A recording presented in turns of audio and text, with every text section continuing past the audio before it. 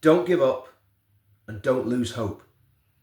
And it's easy, you might think it's easy for me to say that, but I've just watched a video of a guy in Northern Ireland, and he's apparently got a gun. There's armed police there shouting at him, and all he's saying is end it, end it. And he claims to be a veteran. He says he's done 3 tours of Iraq, 3 tours of Afghanistan. Obviously don't know if it's true or not, but he doesn't seem to be in the mood for telling lies. And as far as I know, the siege was ended peacefully. I'm not going to put the footage up there because of the man's privacy, and I'm not going to say whereabouts it was in Northern Ireland. But that man was desperate. And by the sound of it, that man had lost hope. And I saw another veteran. This video is very applicable to veterans. So if you're a veteran watching this video, just hear what I've got to say, because I think this is really, really important. Obviously, I'm a veteran. A lot of my friends that do the work that we do in the movement of veterans. And this is really for everybody that's been in the situation or something similar to that situation that guy found himself in tonight. Don't lose hope. Don't give up.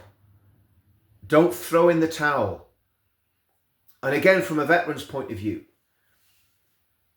when you're in the military, if you're on a 8-mile tab, if you were doing your CFT or whatever it was, or you're doing your Brecon 2-miler, or even your BFT, you never gave up. You didn't stop.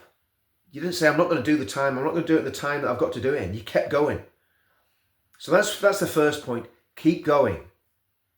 The second point is, have a purpose in life. Have a purpose and have a plan. Because if you keep going and you don't know where you're going, well, you could end up anywhere.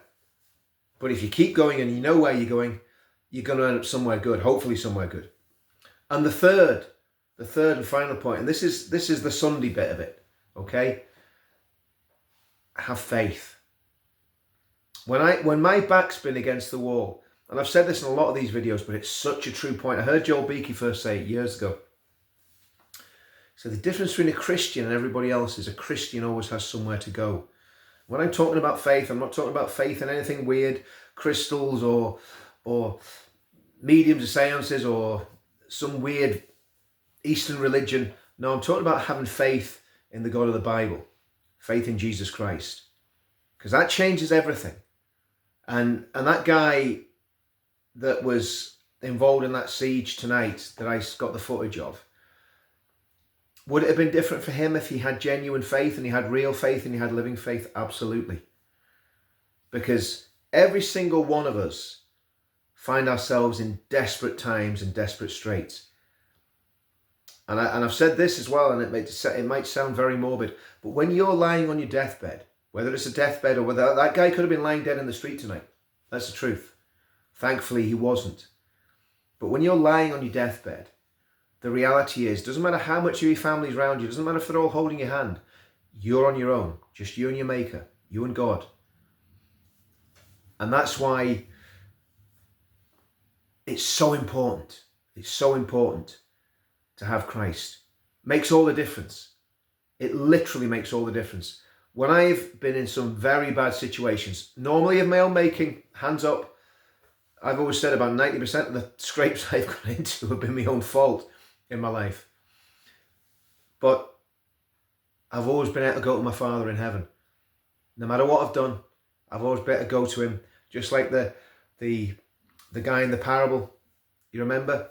He got the inheritance of his father, he went and squandered it. He ends up, he's lost all his money, he's spent it all on wine, women and song, and he's in a pig pen feeding the pigs.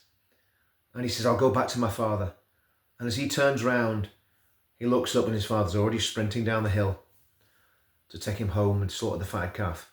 Well, of course, that's about the relationship between God the Father and his people. And very much Christ and his people as well, because remember what Jesus said, if he's looking after 100 sheep, one of them goes missing, he leaves the 99, he goes after the one that's gone missing. And that's what that lad that was in that siege tonight needed. He needs to know that there is someone who cares, and there's a God who cares. And that's the most important thing.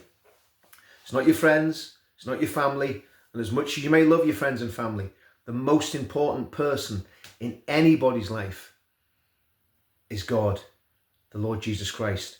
That's the reality. And I hope, and I'm going to pray for that guy that I watched on that screen, because he was desperate. And I tell you what, if you've lived a life in any way, shape or form, you will have hit a point in your life where you're desperate. You will have hit a point in your life where you feel there's nowhere else to go. And let's say with a Christian, there's always somewhere to go, and it's always to Jesus. So you need to have purpose, you need to have a plan, you need to not give up, but most of all, and most importantly, none of the rest of it matters unless you have Christ. Happy Sunday, see you all soon.